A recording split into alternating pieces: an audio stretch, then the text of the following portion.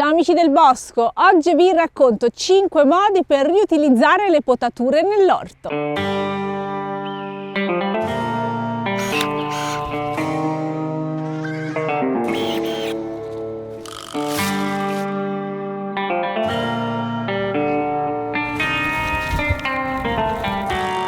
L'inverno è il momento in cui si raccoglie la maggior parte delle biomasse attraverso le potature, ma anche attraverso la pulizia di quelle zone del campo che magari ci sono sfuggite e dove sono cresciute piante non previste. Tutto quel materiale è preziosissimo, non vi venga in mente di bruciarlo, lo possiamo riutilizzare in tanti modi. Prima di cominciare, 2 consigli importantissimi. Il primo riguarda la sicurezza. Abbiamo a che fare con oggetti da taglio, quindi sicuramente indossate dei guanti antitaglio, ma poi state molto attenti a quello che fate, rimanete sempre vigili. Seconda cosa importantissima, disinfettiamo le lame che utilizziamo. Ogni volta che passiamo da una pianta all'altra, puliamo le lame che abbiamo utilizzato per evitare di trasmettere malattie.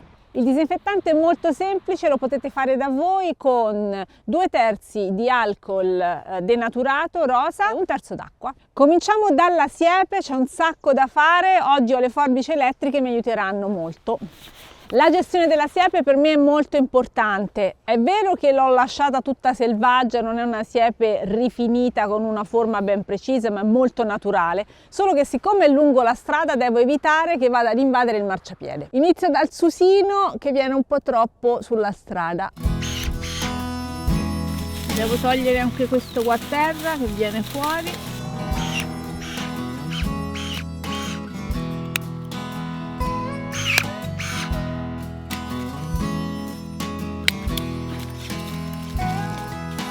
Questa è una pianta molto selvatica, sta ributtando da sotto, vado un po' a ripulire che sta disturbando anche la pianta accanto. È la prima volta che utilizzo le forbici elettriche, devo dire che sono una bella svolta. Adesso passo alla piracanta, è una pianta sempre verde, ha tutte queste foglioline e quindi vi farò vedere dopo averla potata come utilizzo questo tipo di rame. Cambiato pianta, quindi una pulizia alle lame e anche una disinfettata.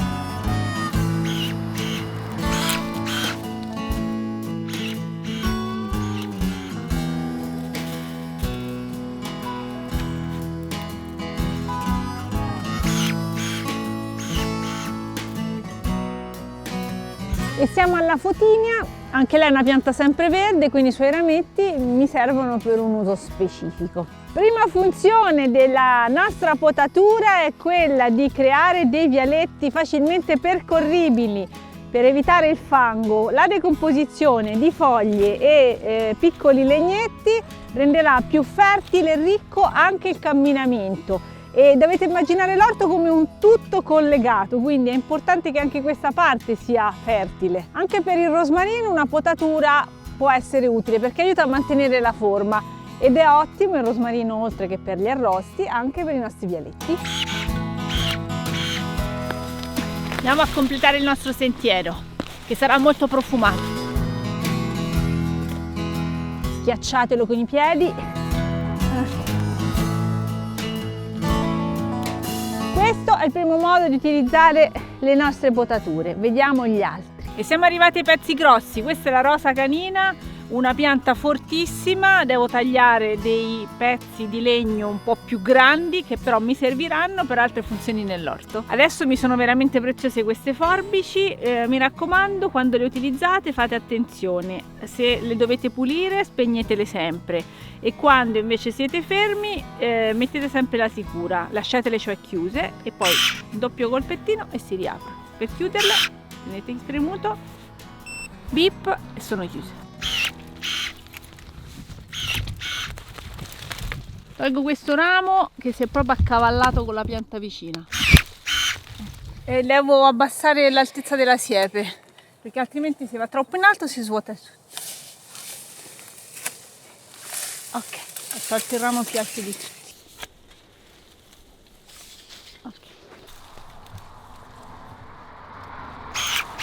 Qui sto rimuovendo un bel po' di legno, questo è un biancospino che si era espanso, stava rubando lo spazio al pitosforo, lo tolgo proprio, è sempre una risorsa importantissima, un sacco di legno.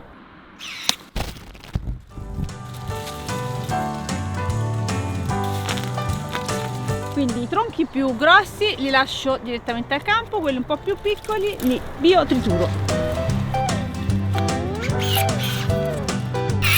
Mettete le piante spinose nelle vostre siepi, poi vi divertite. Sembrerà un lavoro infame, ma non avete idea di quanto sia utile per l'orto tutto questo.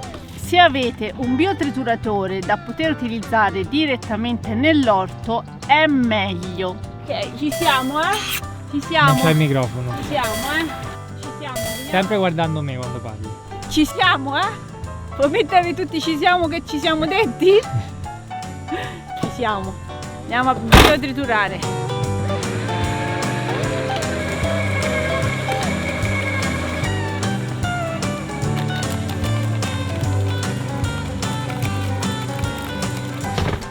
Ecco qua. Altro metodo per utilizzare il biotriturato di legno fresco, in questo caso è molto importante che sia stato appena raccolto, appena sminuzzato, è il BRF. Do una smossa al terreno utilizzando la grelinette, quindi smuovo un po' la terra in modo da facilitare l'integrazione del legno nel suolo, poi aggiungo un bello strato di questo materiale, anche 3 cm, e con la forcavanca vado ancora un po' a muovere per far sì che insomma terra e legno si integrino, ma soltanto nei primi centimetri. Lascio nel suolo per tutto l'inverno e a primavera sono già pronta per iniziare il mio orto. Non ho tolto neppure le erbe spontanee, lascio tutto, tanto poi con la bella pacciamatura si conserveranno anche le erbe spontanee, tutta materia organica che fa comodo.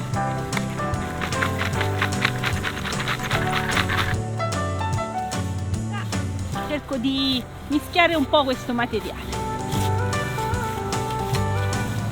Un metodo che mi piace molto per utilizzare il biotriturato dei rametti che ho potato è la pacciamatura sotto agli alberi. Questo è un alberello nuovo, un bel gelso appena arrivato al bosco di Ogygia, gli vado a preparare il letto, praticamente gli crea un sottobosco.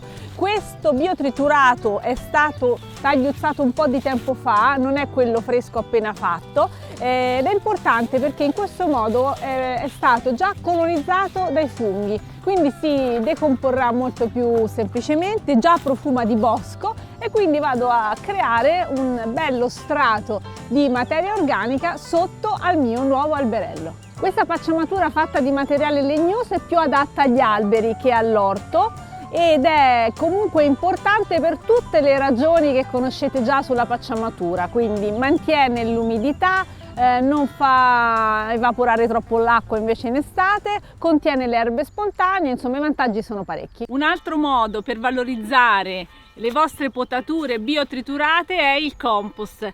All'interno della vostra compostiera potete aggiungere anche del materiale legnoso che andrà ad aggiungere nutrienti, andrà a stimolare la parte fungina e quindi ha comunque un ottimo valore nel mix della compostiera. Il mio biotrituratore è piuttosto piccolino, elettrico, non è proprio potentissimo. Se avete una cippatrice più grande perché avete molto materiale da smaltire, avrete anche un legno ancora più fine che si integrerà ancora meglio nella vostra compostiera. Quindi un altro modo utilissimo di utilizzare le potature è il compost.